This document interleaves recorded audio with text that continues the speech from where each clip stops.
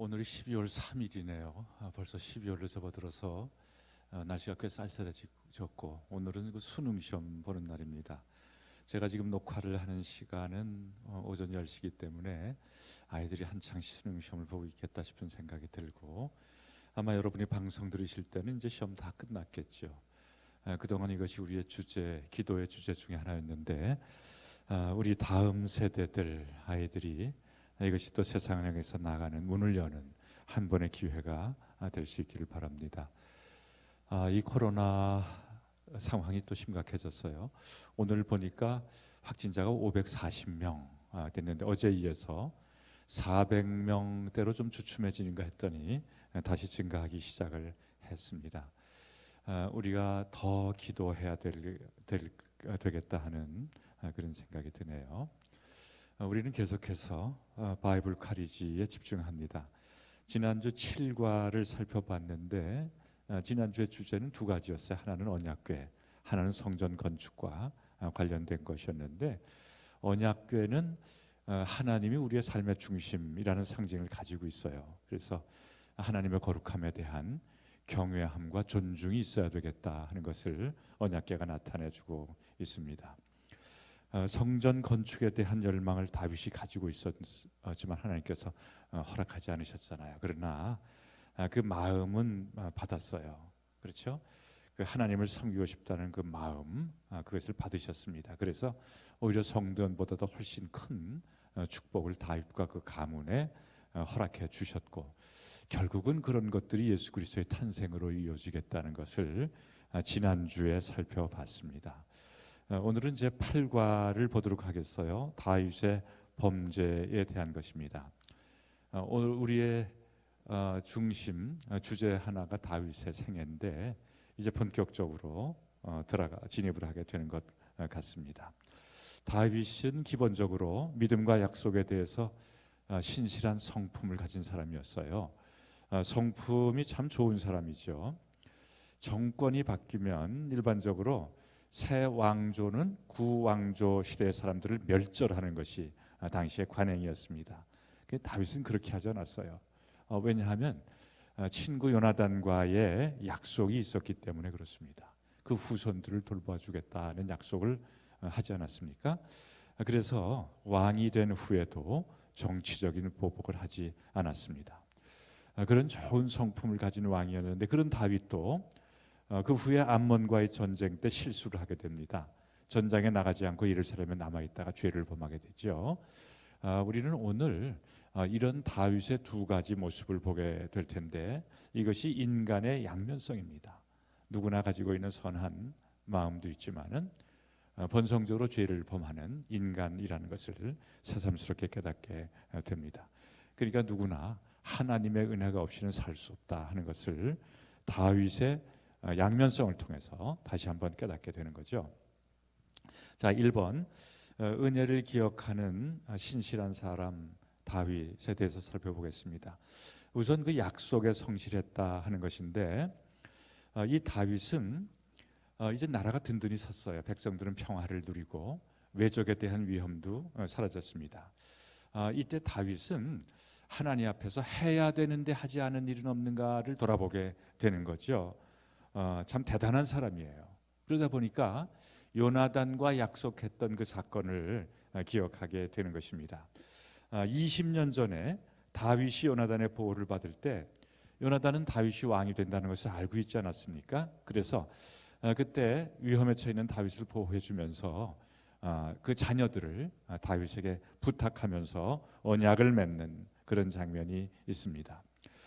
이 언약에 대한 기억이 나서 다윗이 사울의 집안에 혹시 남은 자가 없는가를 찾기 위해서 사울의 집안에 있었던 종 시바라는 사람을 부릅니다. 그래서 그 시바를 통해서 요나단의 아들 무비보셋이 살아있다는 그런 얘기를 듣게 되죠.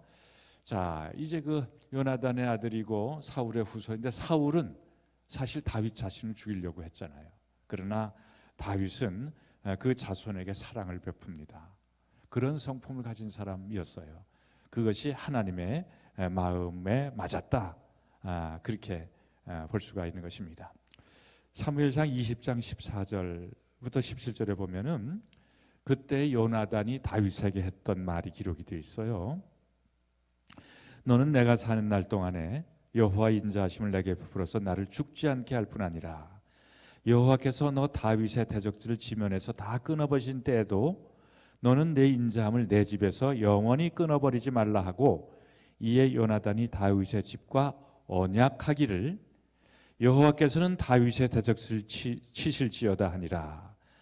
다윗에 대한 요나단의 사랑이 그를 다시 맹세하게 하였으니 이는 자기 생명을 사랑함 같이 그를 사랑하였습니다. 그러니까 이제 그 내용을 보게 되면은 어려움에 처한 다윗을 요나단이 살려주지 않습니까? 그리고 그 후손들을 부탁해서 언약을 맺고 맹세를 하고 그런 장면이 기록이 되어 있어요. 그러니까 이제 다윗은 나중에 이 언약을 기억해내는 거죠.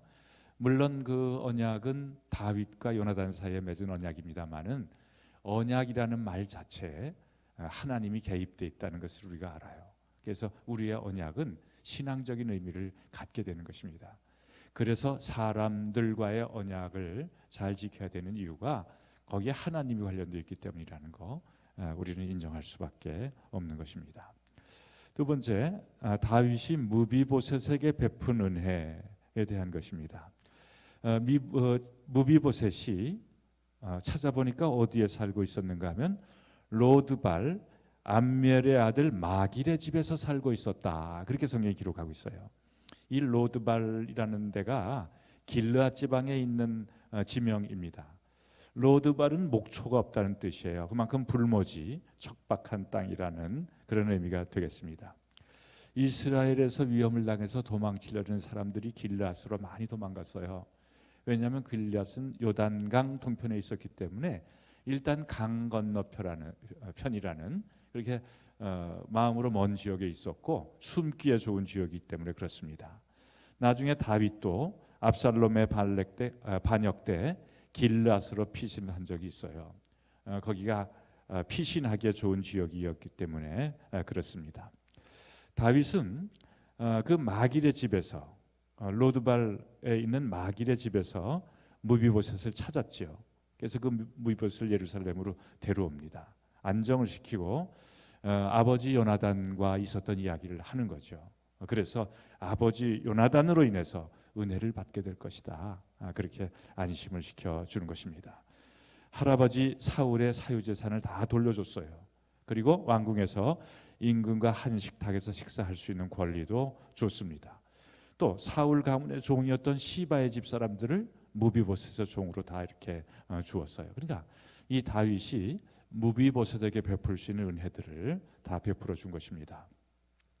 이 무비보셋이 두 다리를 쓰지 못하는 장애인이었어요. 그럼에도 불구하고 임금의 집에서 거하며 함께 식사하며 그 예루살렘에 머물 수 있는 그런 특권을 누리게 된 것입니다. 이 무비보셋이 왜 장애인이 되었는가 하면은 블레셋과의 전투 중에서 사울과 요나단이 다 죽지 않습니까? 그때 도망치려고 유모의 손에 이끌려서 급하게 도망가다가 그 유모가 땅에 떨어뜨리고 말았어요. 그래서 그때 장애인이 된 것입니다. 그런 그 무비보셋이 사울 가문에서 유일하게 살아남아 있는 자가 됐는데 이때 다윗을 통해서 영광스러운 거처도 얻고 신분도 달라지고 그런 은혜를 누리게 된 것입니다. 사실 인간적으로 생각해 보면 무비보셋은 뭐 다윗의 왕국을 위해서 한 일은 하나도 없어요. 그러나 다윗은 요나단과의 약속에 근거를 해서 무비보셋에게 은혜를 베푼 것입니다. 그 약속이라는 것은 우리 기독교 신앙에서 대단히 중요한 위치를 차지하고 있어요. 하나님의 약속이 우리에게는 은혜입니다. 그래서 그 구약 성경은 구약이고 신약 성경은 신약이지 않습니까? 다 약속, 성경은 약속이라는 그런 의미를 가지고 있는 거예요. 그래서 이 약속과 은혜가 함께 있는 것입니다. 우리를 향한 하나님의 약속, 또 십자가의 은혜는 영원하다. 이 약속의 소중화에 대해서 우리에게 일깨워주고 있는 것입니다. 다음 세대까지 은혜가 이어지게 되는데 사무엘하 9장 12절에 보면은 무비보셋의 아들 미가가 나오는데 그 미가가 4명의 아들을 갖게 됩니다. 그러니까 이것은 뭘 얘기하는가 하면은 여러 가지 위급한 상황이 있었음에도 불구하고 그 자손들을 계속 이어갈 수 있었다는 거죠. 그것이 다 다윗이 요나단에게 한 약속을 지켰기 때문이다 하는 것을 설명해 주는 거예요. 그러니까 그 약속과 은혜의 힘에 대해서 말씀해 주는 것이라고 볼 수가 있는 것입니다. 자, 3번 예수 그리스도의 은혜의 모형. 이 무비보셋의 유모가 아기의 목숨을 구하려다가 급하고 두려워서 그 아들을 떨어뜨려서요. 그래서 이제 장애자가 됐기 때문에 그런 상황에서 장애자가 된 무비보셋은 얼마나 그 상처를 입었겠습니까? 몸만 상처 입은 것이 아니라 마음도 상처를 입었을 거예요. 원망도 있고 반항심도 있었을 것입니다. 그리고 다윗을 만났을 때 그 다윗에 대한 두려움도 있었을 거예요. 왜냐하면 그 할아버지 사울이 이 다윗을 죽이려고 그런 것을 알았을 테니까 혹시 이 다윗이 자기에게 보복을 하지 않겠나 그런 두려움도 있었을 것입니다. 그래서 이 무비보셋이 다윗에게 이런 얘기를 해요. 죽은 개 같은 나를 돌보시나이까 그랬어요. 나는 죽은 개에 불과한데 나를 어떻게 하겠습니까? 그런 얘기죠. 자기가 불행한 처지에 있다는 열등감에 사로잡혀 있다는 것을 나타내 주는 것이라고 볼 수가 있습니다. 그러나 무비보셋이 그런 사람이었지만 다윗에게 있어서는 또 달라요. 다윗에게는 언약을 맺은 사람의 자녀인 것입니다. 그래서 은총의 대상이 될 수가 있는 거예요. 그러니까 이 무비보셋이 어떤 상태에 있든 그 마음이 어땠든 그것을 회복시키는 힘은 언약에 있다. 그렇죠? 다윗과 요나단이 맺은 언약에 있다는 것입니다. 다윗이 그렇게 그 언약에 의해서 요나단의 후손을 돌보아 주었는데 이것이 그리스도의 모형이 된다 그런 얘기예요. 그러니까 잃어버린 자를 찾아서 구원하시려는 예수님의 모형을 보여주었다 하는 것입니다. 하나님께서 예수님으로 인해서 우리의 죄를 용서하시고 자녀 삼아 주시지 않았습니까? 우리에게 자격은 없어요. 그러나 예수님 때문에 예수님으로 인하여 은혜를 베풀어 주신 것입니다. 그런 의미에서 이때 다윗의 행위는 예수 그리스도의 은혜의 모형이 된다 하는 것을 설명하고 있습니다. 자, 1번 이 다윗을 보면 그러니까 이 약속과 은혜의 관점에서 한번 정리를 해보면 우선 다윗은 요나단과의 약속을 기억해냈어요. 사무엘하 9장 1절에 보면 다윗이 이르되 사울의 집에 아직도 남은 사람이 있느냐 내가 요나단으로 말미암아 그 사람에게 은총 베풀이라 하니라 그랬죠. 이 다윗은 그 약속을 기억한 것입니다. 그리고 무비보셋을 찾아냈어요. 사무엘하 9장 4절에 보면 왕이 그에게 말하되 그가 어디 있느냐 하니 시바가 왕께 아뢰되 로드발 암미엘의 아들 마길의 집에 있나이다 하니라. 이 무비보셋을 찾아낸 것입니다. 그리고 세 번째로는 무비보셋을 궁으로 데려가서 은혜를 베풀었죠. 사무엘하 9장 7절에 보면 다윗이 그에게 이르되 무서워 말라 내가 반드시 내 아버지 요나단으로 말미암아 네게 은총을 베풀리라. 내가 네 할아버지 사울의 모든 밭을 다 내게 도로 주겠고 또 너는 항상 내 상에서 떡을 먹을지니라 그랬어요.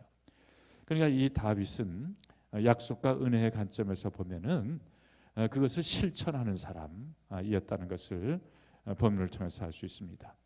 자, 이 무비보셋은 그렇다면 그 은총을 누리는 자의 역할을 하고 있는 거죠. 그 무비보셋은 어떻게 다윗을 대했는가 하면 겸손함으로 다윗을 대합니다. 사무엘하 9장 8절에 보면 그가 절하여 이르되 이 종이 무엇이기에 왕께서 죽은 개 같은 나를 돌아보시나이까 아니라 그랬어요. 그러니까 이 무비보셋이 마음에 상처가 있어서 삐뚤어 있을지 몰라요. 그러니까 은혜를 베풀 때 그것을 은혜로 받지 못할 가능성도 있는 것입니다. 근데 무비보셋은 그렇게 하지 않았어요. 겸손하게 은혜를 받아들였습니다. 이 다윗의 은혜를 잊지 않고 그 이후에도 다윗과 동참을 합니다. 모든 일에. 사무엘하 19장 24절에 보면 사울의 손자 무비보셋이 내려와 왕을 맞으니 그는 왕이 떠난 날부터 평안히 돌아오는 날까지 그의 발을 맵시내지 아니하며 그의 수염을 깎지 아니하며 옷을 빨지 아니하였더라. 이것은 뭐냐 하면은 무비보셋의 태도죠. 어떤 태도? 은혜에 감사할 줄 아는 태도. 이것을 무비보셋은 보여줬다고 볼 수가 있습니다. 그러니까 무비보셋도 사실 성품이 좋은 사람이에요. 그렇죠? 그런 어려움 가운데서 왜곡되지 아니하고 정당하게 은혜를 받을 줄 알고 그것을 감사할 줄 아는 사람이 되었다는 것입니다. 중요한 일이죠. 그렇지 못한 사람들도 많은데, 세 번째 마길이라는 인물이 있어요. 이 마길이라는 인물은 가난하고 힘없는 사람들 도와주는, 신약적인 개념으로 얘기하면 청지기 같은 그런 사람입니다. 사무엘하 9장 4절에 보면 왕이 그에게 말하되 그가 어디 있느냐 하니 시바가 왕께 아뢰되 로드발 암멜의 아들 마길의 집에 있나이다 하니라. 다윗 왕이 사람을 보며 로드발 암멜의 아들 마길의 집에서 그를 데려오니 그랬어요. 마길의 집에 있었어요. 무비보셋이. 마길이 무비보셋을 돌보아준 것입니다. 사실 이 다윗이 나중에 그 압살롬 난 때에 도망갔을 때도 이 마길이 다윗에게 도움을 줍니다. 그런 것을 보면 이 마길은 부정적인 면으로 성경에 나타나지는 않아요. 늘 이런 베푸는 긍정적인 면을 가진 사람으로서 나타나 있습니다. 또 시바라는 인물은 사실 이것이 부정적인 인물이에요. 주인의 재산을 가로챘습니다. 그러니까 이 사울 가문의 종이었었는데 무비보셋이 어디 있는지를 알고 있었어요. 그런데 이 사울의 재산 관리인이었던 시바는 주인의 재산을 자기 것처럼 생각하고 있었죠. 그러니까 이 사울의 재산은 시바가 가지고 있고 무비보셋은 마길의 집에 묵고 있었다는 거예요. 그러니까 이 시바는 주인의 재산을 가로채고 있었다 하는 것을 알 수가 있습니다. 또 약한 자를 얕보는 사람입니다. 사무엘하 9장 3절에 보면은 이제 그 마길의 집에 무비보셋이 있다는 것을 다윗에게 아뢰면서 그 무비보셋에서 이런 평가를 내리고 있어요. 시바가 왕께 아뢰되 요나단의 아들 하나가 있는데 다리 저는 자니이다 하니라 그랬어요. 그러니까 이 표현은 뭐냐면은 다리 저는 자이라는 거예요. 장애자라는 거예요. 그러니까 뭐 그 장애자가 뭐 무슨 그 큰 도움이 되겠느냐, 이제 그런 무시하는 태도의 발언을 했다고 볼 수가 있습니다. 여기서 이제 전체적으로 보면 다윗과 시바는 대척점에 서 있는 사람들이에요. 다윗은 은총을 아는 자입니다. 그래서 약속을 기억하고 그것을 지켜야 되겠다는 신의를 가진 사람이에요. 하나님께로부터 받은 은혜를 그 은혜를 흘러가게 하는 자인 것입니다. 그래서 필요한 곳에 그 은혜가 머물도록 하는 그런 역할을 감당하는 사람입니다. 근데 시바는 반대로 은총을 가로채는 자예요. 우리가 그런 생각을 해야 됩니다. 우리도 하나님의 은혜로 사는 사람들이에요. 근데 나는 그 은혜를 받은 은혜를 필요한 다른 사람들에게 흘러가게 하는 역할을 하는 사람인가, 아니면 도중에 그것을 가로채는 사람인가, 이런 관점에서 우리 자신을 한 번쯤은 돌아볼 수 있는 그런 계기가 되어야 될 것입니다. 자, 이제 큰 두 번째 주제로 넘어가게 됩니다. 암몬과 아람과의 전쟁 이야기예요. 자, 1번 은혜 베풀기를 원하는 다윗 그랬어요. 자, 이것은 이제 그 암몬과의 관계에 있어서인데, 암몬의 왕이었던 나하스가 죽고 그 아들 하눈이라는 사람이 왕이 됐습니다. 다윗은 원래 이 암몬, 특히 나하스하고 우호 관계에 있었어요. 이 암몬은 좋은 관계에 있었습니다. 그러나 이스라엘을 섬기는 봉신적인 위치에 있었죠. 그래도 이 암몬 왕 나하스가 죽었을 때 다윗이 신복들을 보내서 조문을 하게 됩니다. 그러니까 나름대로 나하스와의 관계가 있기 때문에 의리를 지키려고 하는 그런 모습을 보이는 거죠. 그리고 이제 그 나하스가 죽고 아들 하눈이 왕이 됐으니까 그 암몬과의 맺었던 조약을 하눈과 갱신하고자 하는 그런 마음도 있었을 거예요. 뭐 여러 가지 이유가 있었겠죠. 그런데 2번 대적하는 하눈입니다. 그러니까 나하스의 아들 하눈이 왕이 되었을 때 다윗을 대적하려는 마음을 가지고 있었어요. 이 암몬의 신하들은 다윗의 사신들이 와가지고 그 조문을 하려고 할 때 정찰을 목적으로 왔다는 의심을 하게 됩니다. 그것을 또 왕이 된 하눈에게 보고를 하게 되죠. 한눈이 그 말을 들은 거예요. 마침 이 다윗의 영향력으로부터 벗어나려고 싶은 그런 마음이 있었거든요. 좀 힘도 생겼고, 그래서 이 다윗의 신복들에게 망신을 줍니다. 수염을 깎고 의복을 자리고 그렇게 했어요. 당시 이 수염을 깎는다는 것은 노예들만 그렇게 했기 때문에 수염 깎는다는 것은 큰 수치가 되는 일이었어요. 그러니까 이 한운이 잘못 처신을 한 것입니다. 두 가지 차원에서. 하나는 우선 이 다윗의 호의를 정치적으로 왜곡을 했어요. 부하들의 말을 듣고 그것을 받아들인 것입니다. 그래서 두 번째는 사절단을 굴욕스럽게 다뤘다는 거예요. 그러니까 사절단에게 그렇게 대처했다는 것은 그 다윗을 그렇게 대우했다는 이야기가 되는 것입니다. 다윗의 권위에 도전을 한 거예요. 그러니까 두 나라의 전쟁이 일어날 수밖에 없는 것입니다. 이렇게 해서 이제 그 암몬과의 비교적 오랫동안의 전쟁이 시작을 하게 되는 것입니다.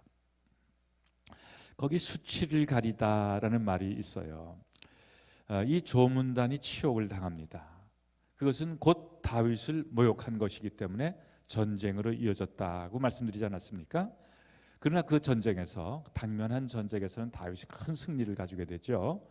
아람의 병거 700대, 마병 4만 명, 거기다가 군사령관인 소박을 죽이는 그런 대승을 거두게 되는 것입니다.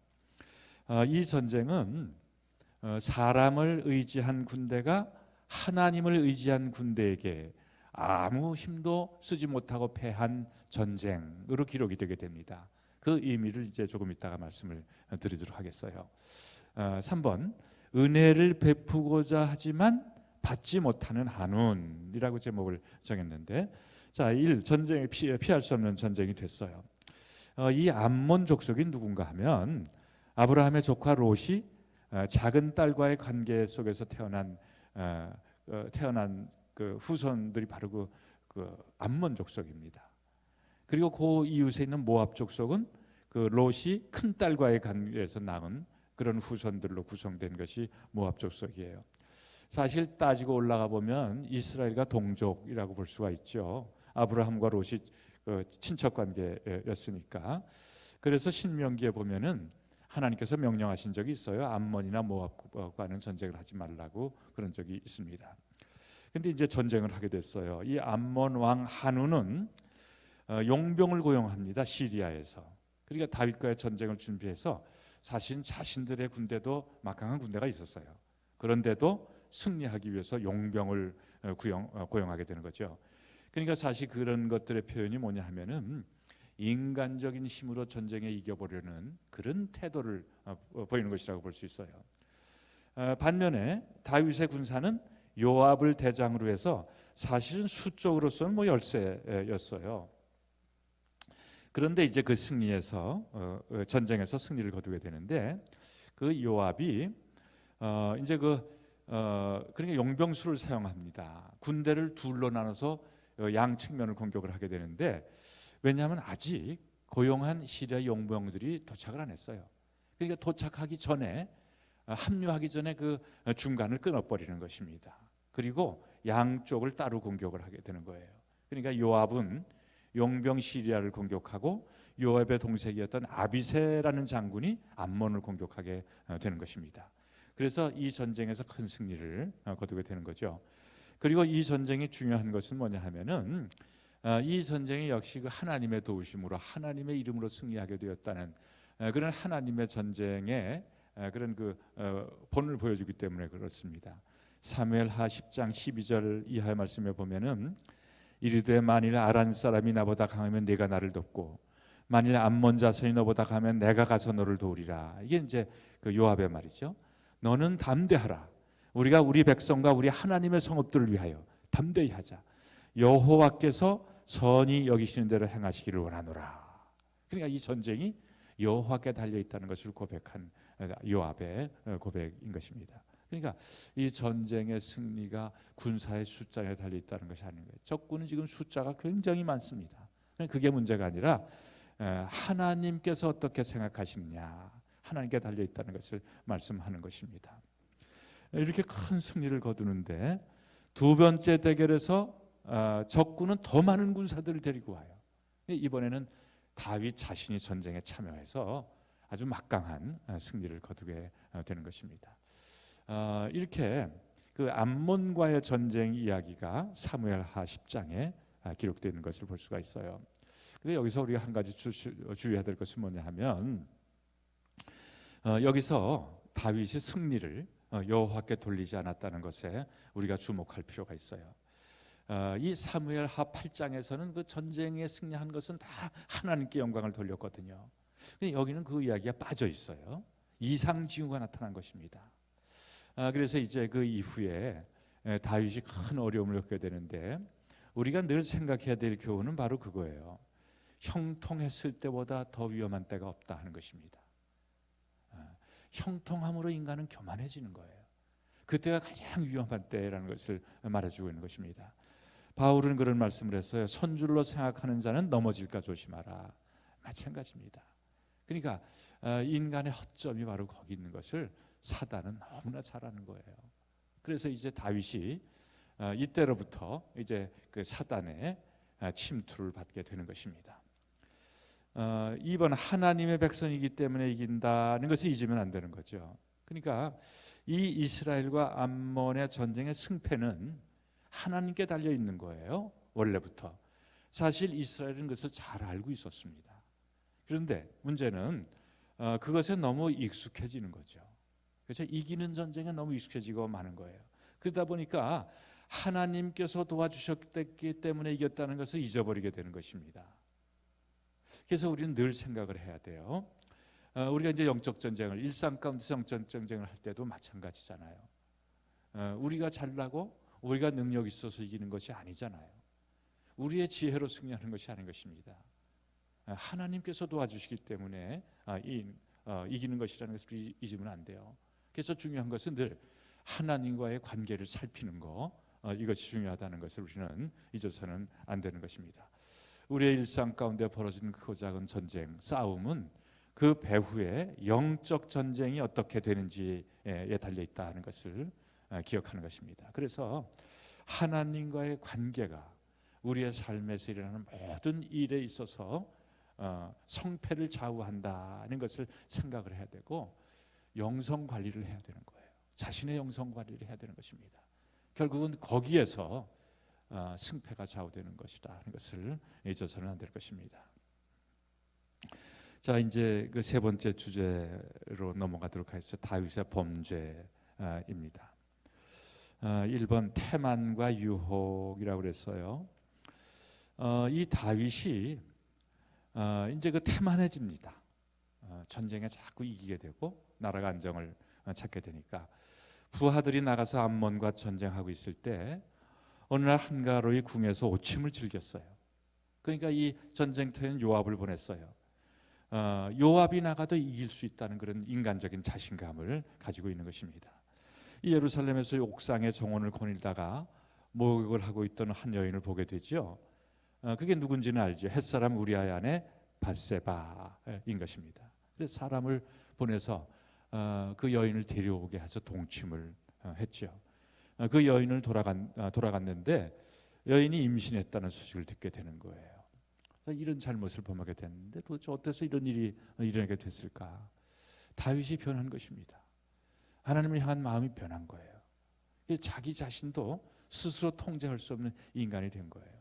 사실 밧세바가 유부녀라는 것을 알았으면 관심을 끊었어야 되는 거죠. 평소에 다윗 같았으면 그랬을 거예요. 근데 다윗이 변한 것입니다. 이 밧세바가 누군가 하면 성경에 보면 엘리암의 딸이라고 기록이 되어 있는데 엘리암은 아히도벨의 아들이에요. 그 아히도벨이 누군가 하면 다윗의 최측근 중에 한 사람입니다. 그러니까 다윗의 모사 중에 한 사람이면서 친한 친구거든요. 그러니까 이 밧세바는 그 아히도벨의 손녀딸이라고 볼 수가 있는 거죠. 이 아히도벨이라는 인물을 조금 더 추적을 해보면은 다윗의 아들 압살롬이 다윗에게 반기를 들었을 때 이 아히도벨은 그 압살롬 쪽에 붙습니다. 압살롬의 모사가 된 거예요. 이 압살롬에게는 아히도벨이라는 모략가가 있었고 또 후세라는 모사도 있었어요. 그런데 이 압살롬이 아히도벨의 모력을 취하지 않고 후세의 모략을 선택을 하게 됩니다. 이 일에 아히도벨이 분개해서 자살을 하고 말았어요. 이것이 성경에 기록된 것은 뭐냐면 그만큼 이 아히도벨이 성격 급하고 인내가 부족한 사람이라는 그런 의미인데, 그러니까 밧세바와 관련해서 보게 되면은 밧세바도 그렇게 뭐 훌륭한 그 인격을 가지고 있지 못했다는 것을 간접적으로 나타나는 것이라고 볼 수가 있습니다. 여하튼 이 다윗은 밧세바를 취했는데 당시 뭐 권세가 하늘을 찌르고 있었잖아요. 원하는 것이라면 뭐든지 가질 수 있고 제재도 받지 않는 거예요. 그러니까 가지고 있는 권력을 하고 싶은 일은 무엇이든지 할 수 있는 그런 상황에서 문제가 시작이 되는 것입니다. 1번 왕들이 출전할 때라는 말이 있어. 사무엘하 11장 1절에 보면 그 해가 돌아와 왕들이 출전할 때가 되매 다윗이 요압과 그에게 있는 그의 부하들과 온 이스라엘 군대를 보내니 그들이 암몬 자손을 멸하고 랍바를 에워쌌고 다윗은 예루살렘에 그대로 있더라 그랬어요. 자, 왕들이 출전할 때가 됐다, 그 해가 돌아왔다 할 때 그것은 무슨 의미인가 하면은 다음 해 봄이 되어라는 그런 의미예요. 이것은 또 무슨 말인가 하면 우기가 지나고 건기가 왔다는 거예요. 그러니까 이스라엘도 팔레스타인에도 우기 때는 전쟁을 할 수가 없어요. 그러니까 우기가 끝나고 다시 건기가 시작돼서 전쟁할 때가 되었다, 그런 의미를 하고 있는 것입니다. 지난번에 암몬과의 전쟁에서 큰 승리를 했기 때문에 승기를 잡았어요. 그런데 우기를 접어들었기 때문에 전쟁을 멈추었었는데 이제 건기가 다시 돌아왔으니까 제2차 출정이 가능해진 것입니다. 그런 상황을 지금 설명을 하고 있는 거죠. 그런데 문제는 2번 보이지 않는 적 태만이에요. 그러니까 다윗은 암몬족과의 전투에서 싸움을 끝낼 수 있는 그런 기회를 잡았을 때 끝내야 되는 것입니다. 그런데 다윗은 출전하지 않고 한가롭게 예루살렘에 남아 있는 거예요. 왜 그랬을까요? 태만해진 것입니다. 교만해진 거예요. 그것이 문제인 것입니다. 3번 골리앗과는 다른 적 밧세바. 여기서 난데없이 골리앗이 등장하게 되는가 하면은 이 다윗의 생에서 결정적인 영향을 준 두 사람을 꼽자면은 골리앗과 밧세바예요. 외적인 조건은 달랐지만은 두 사람은 다 다윗으로 하여금 시험의 자리에 서게 하는 역할을 한 사람들인 것입니다. 다윗이 골리앗과 싸울 때는 뭐 다윗은 잘 알려지지 않았고 아직 어렸어요. 어린 상태였습니다. 근데 밧세바를 만났을 때는 이미 왕이 되어 있었어요. 힘이 있었고 유명한 인물이었습니다. 그런데 결과는 정반대가 됐죠. 골리앗과의 만남은 성공의 계기가 됐어요. 근데 밧세바와의 만남은 실패의 나락으로 떨어지는 계기가 되고 만 것입니다. 이 두 가지 사건에 있어서 공통분모는 하나님이에요. 하나님 앞에서 성공과 하나님 앞에서 실패인 것입니다. 우리는 늘 그것을 기억해야 됩니다. 하나님과 상관없이 이루어지는 일은 없기 때문이에요.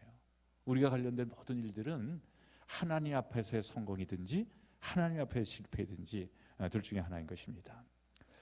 4번 엎질러진 물. 그랬습니다.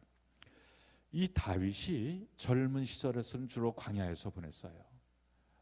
그리고 왕이 된 이후도 주로 전쟁터에서 시간을 보냈습니다. 긴장의 연속이에요. 여유가 없었어요. 그러니까 이 정서적으로 핍절한 상태에 있었는데 이런 상황이 이제 유혹에 약해지기 쉬운 그런 상태, 이것을 표현해주고 있습니다. 그러니까 이 다윗이 경건한 사람이었는데 그런데 본성적으로 죄인이라는 사실은 없어지지 않는 거죠. 그렇죠? 연약하고 허물한 죄인이라는 본성은 여전히 가지고 있는 거예요. 그러니까 하나님의 은혜에 붙들려 있을 때는 그런 죄인으로서 연약한 본성을 이겨나갈 수가 있었어요. 문제는 하나님을 떠나는 데부터 오게 된 것입니다. 이 다윗이 교만해지면서 이제 하나님을 떠나기 시작했다는 분위기를 가지고 있는 거예요.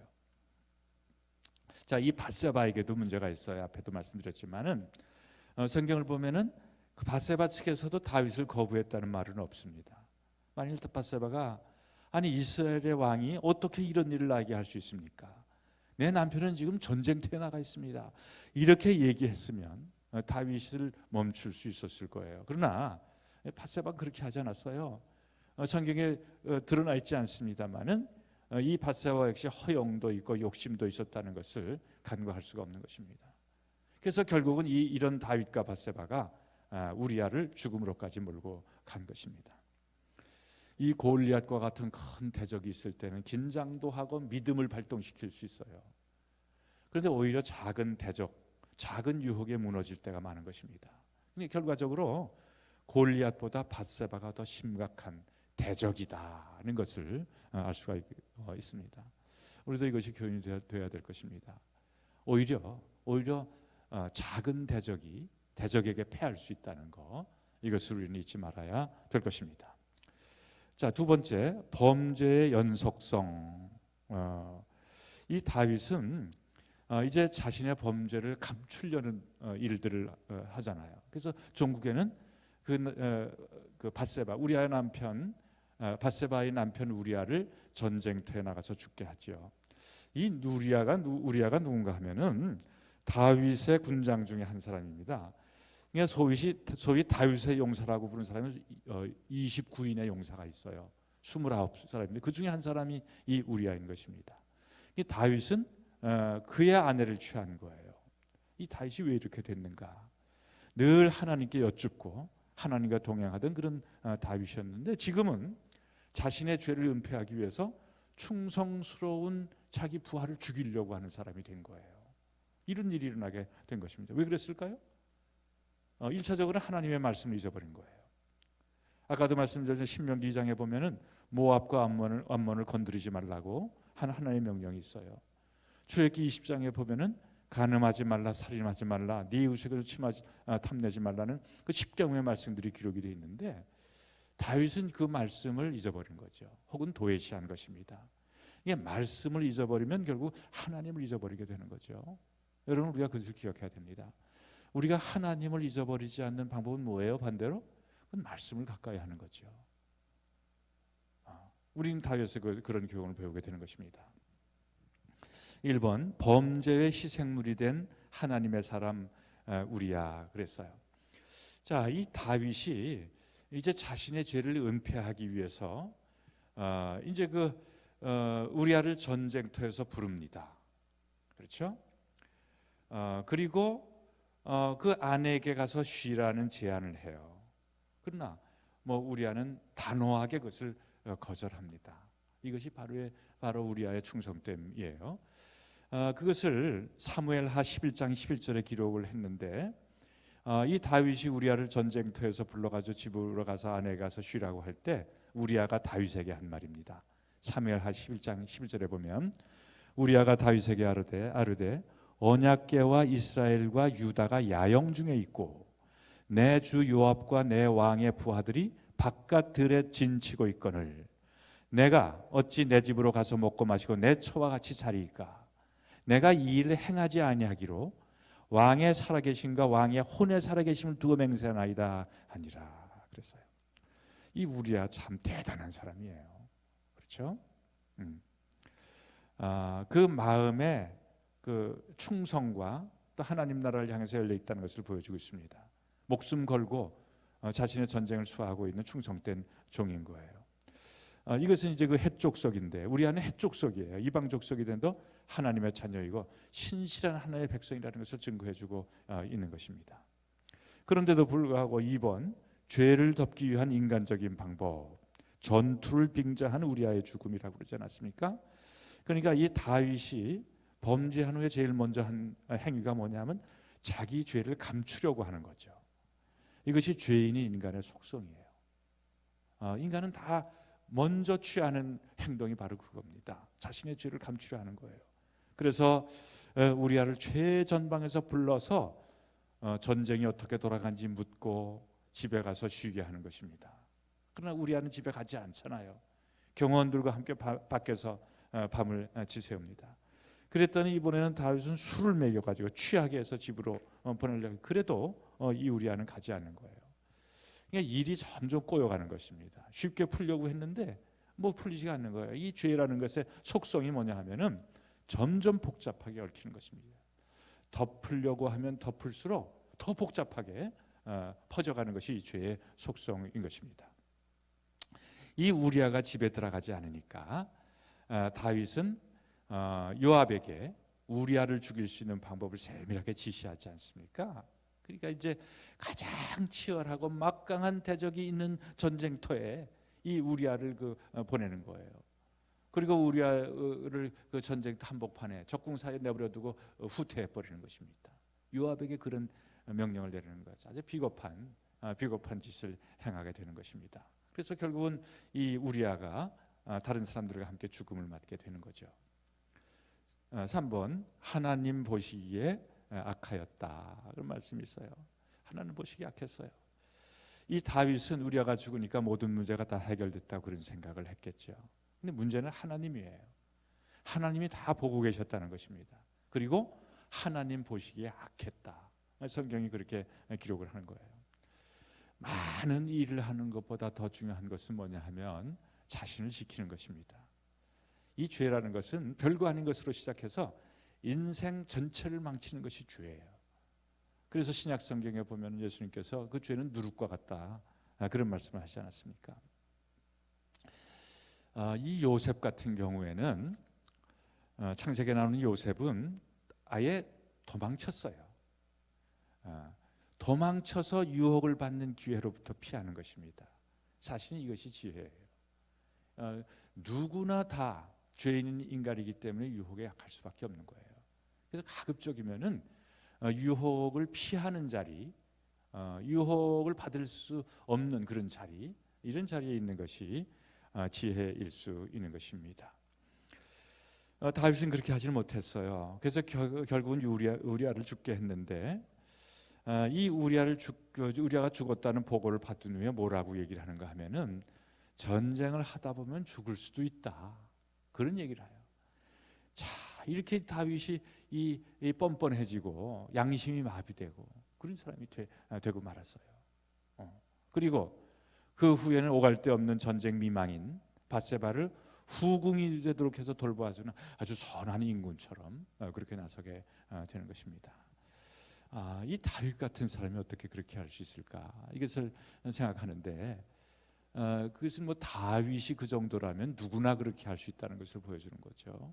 우리도 마찬가지인 것입니다. 참 다윗은 그렇게 해서 죄를 범하게 됐는데 문제는 하나님이 이 모든 것을 알고 계셨다는 거예요.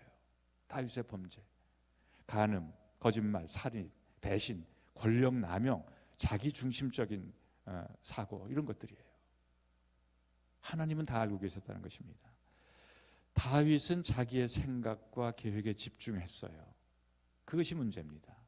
그것이 하나님을 떠나는 계기가 됐고 실제로 그렇게 다윗은 하나님을 떠나갔어요. 그것이 죄의 길인 것입니다. 그러니까 하나님의 뜻을 떠나게 되면 결국은 죄의 길로 들어설 수밖에 없다는 것을 다윗이 보여주고 있는 것입니다. 그래서 다윗은 어떻게 되었는가? 중요한 것은 3번 회개하는 다윗입니다. 나단이 책망하고 다윗은 회개를 하게 되는 것인데 사무엘하 12장 1절부터 5절에 보면 유명한 비유 하나 나와요. 나단 선지자의 비유인데 부자와 가난한 자의 비유입니다. 어떤 이제 그 나단이 다윗을 찾아가 가지고 하나의 비유를 얘기하는 거예요. 어떤 부자는 많은 소와 양을 가지고 있었고 또 그 옆에 사는 가난한 자는 양 한 마리밖에 없어 자기 자식처럼 그렇게 키우는 사람이었는데 부자에게 손님이 왔을 때 이 부자가 많은 소와 양들 중에서 한 마리를 잡는 것이 아니라 이 가난한 사람의 양을 잡아서 이 손님을 대접했습니다. 왕은 어떻게 생각하십니까? 이제 그랬더니 이 다윗이 펄펄 뛰는 거예요. 아니 그렇게 악한 놈이 세상에 있느냐? 당장 그 놈을 붙잡아 와라.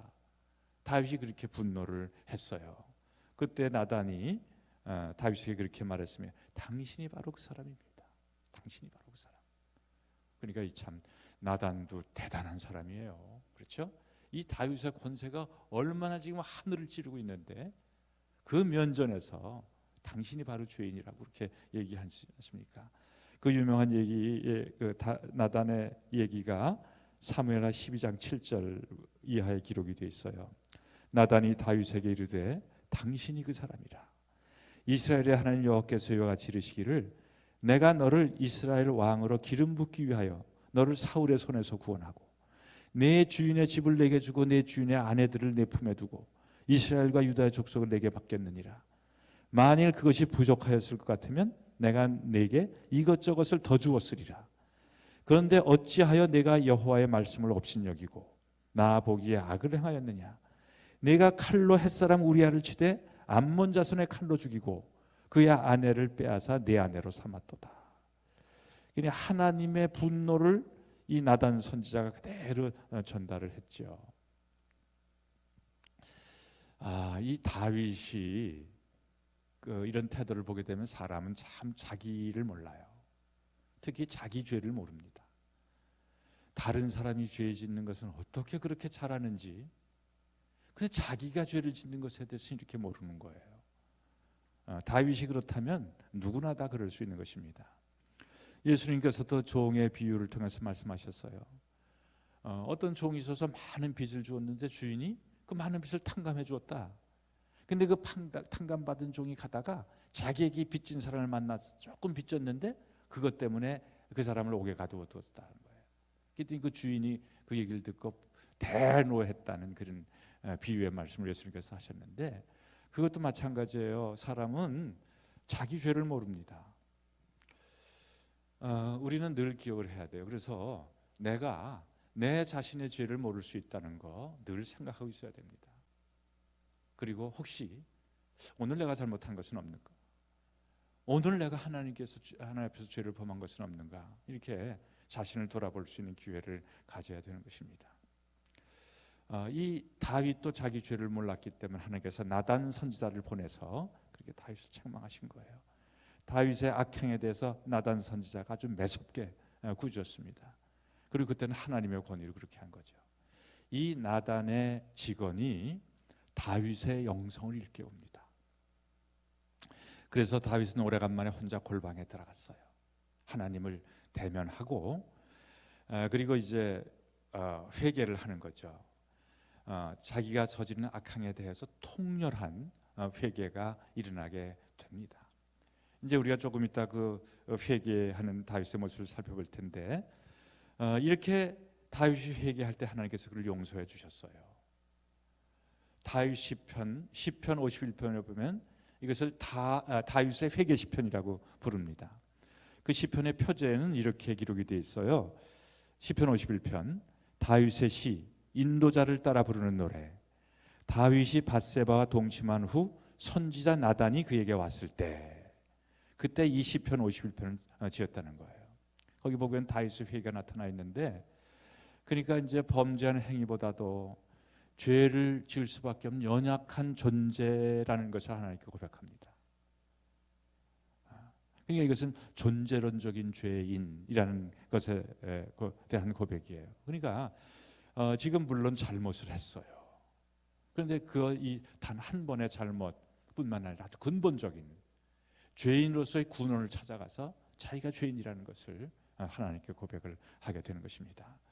그래서 다윗은 제사보다 상한 신령을 하나님께 드리겠다, 그렇게 말씀을 하고, 그리고 모든 믿음과 신앙적인 가치들, 이런 것들은 하나님께로부터 오는 것이기 때문에 하나님께 무엇을 드린다는 것이 중요한 것이 아니라 이 자기 자신의 존재 자체의 기원을 하나님께 드린다는 그런 고백을 하게 되는 거예요.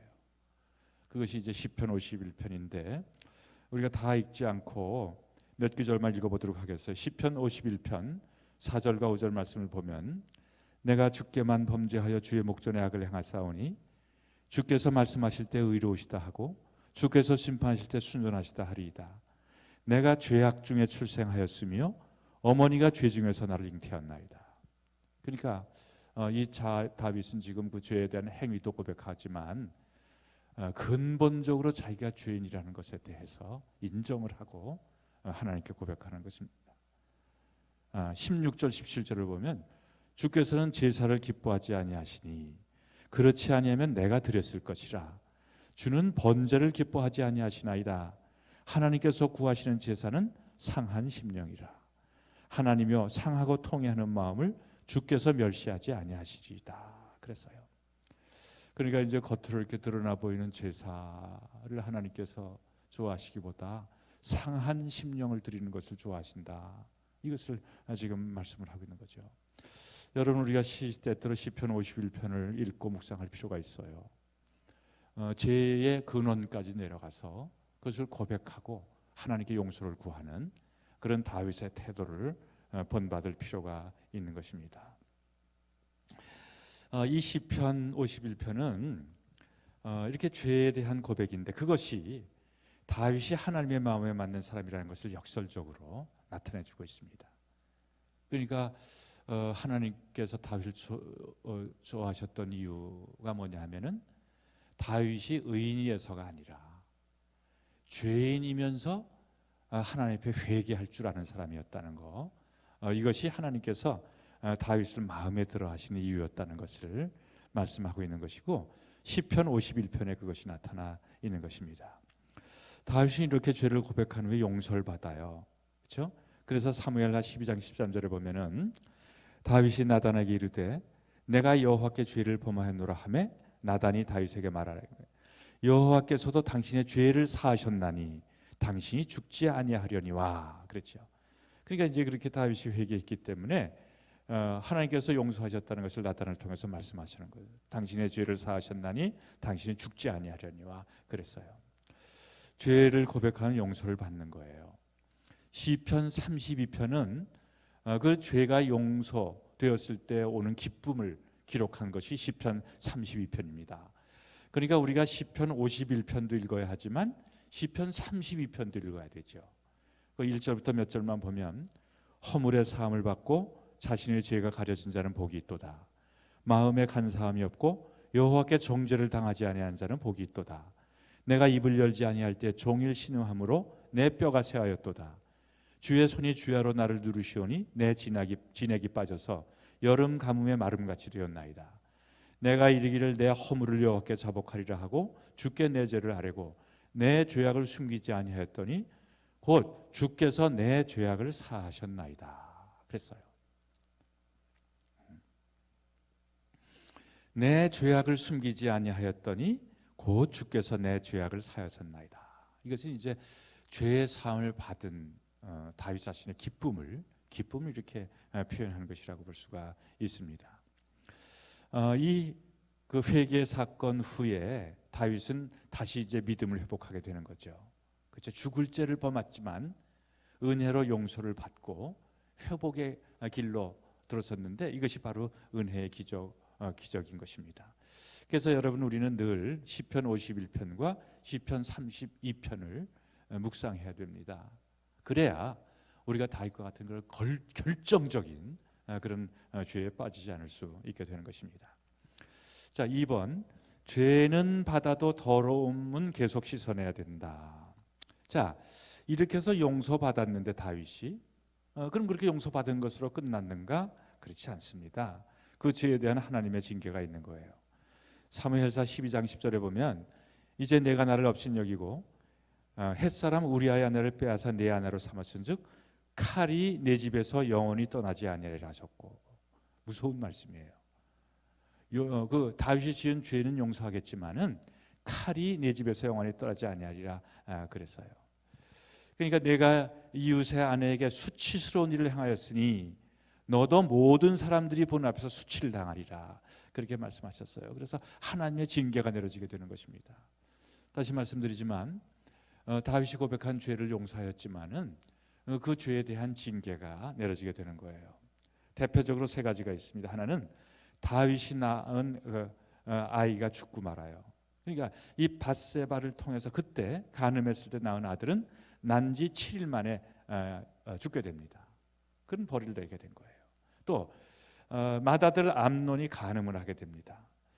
이제 그 배다른 그 아들 압살롬의 누이였던 다말을 암논이 간음을 범하게 되는데 그 일 때문에 압살롬이 그 암논을 죽여버리게 되는 거죠. 그러니까 아들끼리 이렇게 죽이는 일을 다윗이 보게 되는 것입니다. 또 아들과 신아들의 반역과 저주가 이어지는데 이 압살롬의 반역으로 다시 도망자가 신세가 됐잖아요. 다윗은 그때 아히도벨도 배신하고 시므이도 배신하고, 주변에 오른팔 왼팔 역할을 했던 그런 사람들이 이 다윗을 배반하게 되는 것입니다. 이런 일들이 다윗에게 일어나게 되는 거예요. 회개하면 죄를 용서받지만 징계는 받게 되는 것입니다. 이것이 하나님께서 그 사람을 옳은 길로 인도하시는 방법이기 때문에 그래요. 고통도 불사하시는 것입니다. 죄에 대한 대가가 따르게 되는 것입니다. 이 다윗은 그런 고통을 겪게 되는 것입니다. 3번, 회개 그 이후 그러나 회복이 되는 거죠. 그렇죠? 하나님의 징계가 있었지만 그런 것들이 또 다 회복이 되는 것입니다. 이 다윗과 밧세바의 사건은 첫 아들이 죽고 그 다음에 밧세바로부터 솔로몬이 태어나면서 일단 나게 돼요. 그러니까 이 다윗이 그 죄악의 악몽에서 벗어나게 되는데, 다윗이 사실은 그런 죄를 범하는 중에 자기가 생명의 주인인 것처럼 행세를 했잖아요. 그리고 주변 사람들에게 아주 자진하게 비인격적으로 대했습니다. 그때 상황을 보게 되면 밧세바는 단지 취해야 될 목표물일 뿐이고 우리아는 제거해야 될 장애물이에요. 그리고 요압은 계획을 진행하는 데 필요한 도구가 된 것입니다. 그러니까 이를 범죄할 때는 주변 사람들이 다 이런 어려운 일을 겪게 되는 거예요. 다윗 때문에 그런 일을 겪었습니다. 그러나 다시 이 다윗은 회복하게 됐죠. 그렇죠? 하나님 앞에서 겸손함이 회복되니까 다른 사람들을 사랑할 줄 아는 사람으로 다시 회복이 된 것입니다. 말씀드렸듯이 이 밧세바의 사이에서 낳은 아이가 죽었지만 다시 아들을 낳았는데 이름을 솔로몬이라고 그랬어요. 이 솔로몬이란 이름의 뜻은 평화라는 뜻입니다. 그런데 하나님께서 나단을 통해서 다른 이름을 주십니다. 여디디아라는 이름을 주셨어요. 이것은 여호와께 사랑받는 자라는 뜻인데, 하나님께서 비록 첫 아이의 생명은 가져가셨지만 두 번째 아이인 솔로몬을 사랑하신다는 것을 표현해 주신 겁니다. 그래서 이름을 여디디아라는 이름을 허락해 주셨어요. 그 후에 밧세바를 통해서 세 아들을 더 보게 됩니다. 이것은 그 회복의 은혜예요. 그러니까 하나님께서 다윗을 죄 때문에 징계를 하셨지만은 이제 이런 것들을 통해서 회복하셨고 그 외에 다른 것들도 이제 회복을 하게 되는 것입니다. 그리고 이제 마지막이 전쟁의 종결입니다. 다윗 이 암몬 족속과의 치룬 전쟁이 종결된다는 거예요. 요압이 암몬의 왕성인 랍바를 쳐서 취하게 됩니다. 수도를 쳤어요. 그래서 이 암몬 왕의 면류관을 다윗이 쓰게 됐는데, 그 면류관이 금으로 되어 있어요. 금 한 달란트로 되어 있는데 한 달란트가 34kg입니다. 그리고 사무엘사 12장 31절에 보면은 어떻게 이 전쟁이 종결이 되는가 하면, 그 안에 있는 백성들을 끌어내어 톱질과 썰어질과 철도끼질과 벽돌구이를 그들에게 하게 하니라. 암몬 자손의 모든 성읍을 이같이 하고 다윗과 모든 백성이 예루살렘으로 돌아가니라. 이렇게 해서 전쟁이 종결이 된 거죠. 그런 이야기를 오늘 우리가 읽었습니다. 우리는 이런 과정 통해서 한 가지 잊지 말아야 될 것은 죄의 문제예요. 죄는 작은 것으로 시작해서 꼬리에 꼬리를 물고 점점 발전해 간다는 것을 우리는 잊어서는 안 됩니다. 이 다윗의 범죄를 보면서 절대로 교만해지면 안 된다. 영적인 자만, 여기에 빠져서는 안 된다. 이런 것을 우리는 결심을 해야지 되고, 그래서 베드로 사도는 정신 차리고 근신하라 그렇게 말씀하셨어요. 사단이 우는 사자같이 삼킬 자를 찾는다. 자, 우리에게 이 나단 선지자가 참 인상적이지 않습니까? 나에게는 나단 선지자 같은 사람이 있는가, 또는 나는 나단 선지자 같은 역할을 할 수 있는가 하는 거예요. 영성을 일깨우는 사람입니다. 내가 나태해졌을 때 나의 영성을 일깨워 줄 수 있는 사람이 주위에 필요한 것입니다. 영적인 멘토예요. 그리고 내가 그 사람의 영성을 깨울 수 있는 사람이 영적인 멘티도 필요한 것입니다. 이게 중요해요. 우리 교회 안에서 그런 영적인 멘토를 갖는다는 것, 셀 안에서 특히 이 영적인 멘토를 갖는다는 것은 대단히 중요한 것입니다. 오늘 우리가 이 다윗의 시를 통해서 이런 것들을 배우게 되는데, 이것을 우리가 마음 가운데 간직하고 있지 말아야 될 것입니다. 그런 은혜가 함께 하실 축원합니다. 자, 기도하겠습니다. 하나님 아버지, 우리는 오늘 언약의 소중함을 깨닫게 하시니 감사합니다. 하나님께서 예수 그리스도를 통해서 우리에게 주신 언약을 변개치 아니할 것을 우리가 아는데 그 믿음 가운데 언제나 살아가게 하여 주시옵소서. 언약은 반드시 이루어진다는 믿음으로 어려운 일들이 일어나게 하여 주시옵소서. 죄악을 경계하게 하여 주시기를 원합니다. 작은 것들로 시작해서 그 죄악이 얼마나 엄청난 결과를 가져온 것이 우리에게 교훈이 되게 하여 주시고, 언제든 하나님과의 관계를 점검해 보는 영성이 우리 가운데 있게 하여 주시옵소서. 예수님 이름으로 기도하옵나이다. 아멘.